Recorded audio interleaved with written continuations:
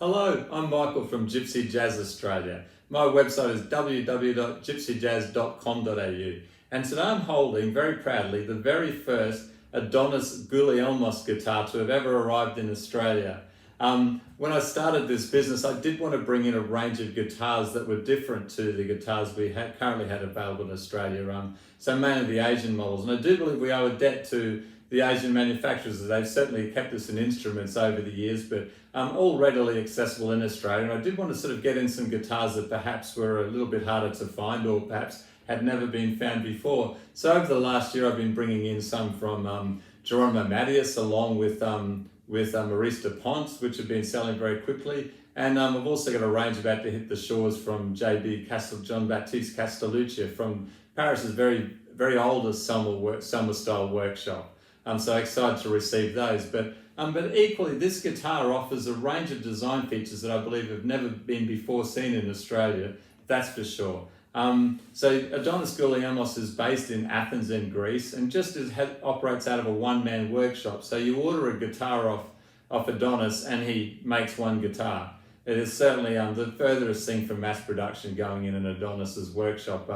So along with this guitar, I've also got a range of pictures that he's been sending me as it was being built, and I put those together in a slideshow, which is something. Now, the unique thing about Goulielmos about Adonis is he's actually a gigging musician himself, and he calls his workshop his laboratory. So over the years, he's repaired many guitars and many Selmer-style guitars, including original Selmer models and Favino models. So he's taken note and taken a lot of details about how those guitars are constructed. But then he set about creating the sort of guitar that he wants to gig on and play. And this is what he's come up with. So one of the first features about this guitar that needs to be noted is that it's a completely solid body guitar. There's no laminate in this guitar at all. So certainly already it's offering a different sound with that. The base is made with a solid African mahogany, but on the sides he uses what he calls twin woods. So this is using the Ramirez technique, which Jose Ramirez used when he was making guitars for Andre Segovia. So a technique that's usually found more commonly in classical guitars. So with this, he's got twin African mahogany sides. Now this solid and stiffness of this technique does offer more projection from the back through to the soundboard.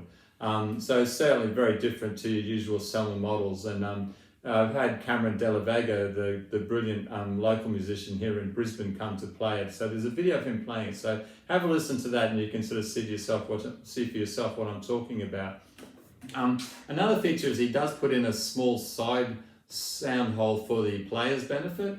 And also the top is made with a solid Canadian spruce, very beautiful and very beautifully figured as well.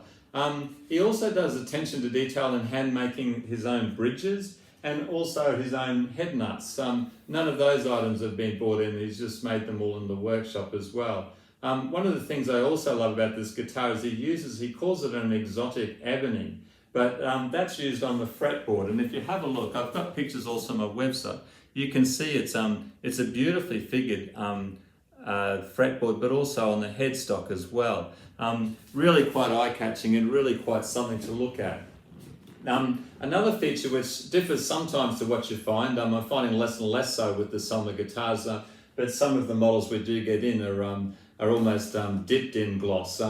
He just uses he calls it a nitro matte varnish, but just the very lightest of finishing. So the guitar almost feels like it's in its rawest form. So that leaves the woods open to sing and talk for themselves rather than sort of being covered up in layers of gloss, and also things that will fill in the pores and perhaps deaden the guitar's volume a little bit. So yes, there's certainly plenty of punch to sustain and volume coming from this guitar.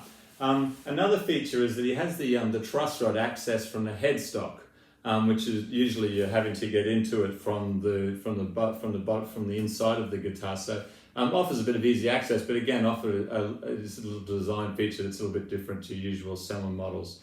So that's a little bit of a wrap up of the Adonis Goulielmos guitar. I'm very proud to have brought this instrument in, and almost sorry to see it go so quickly, and we'll look forward to getting in some more down the track. I appreciate your time listening today, and look forward to meeting you sometime down the future. All the best now.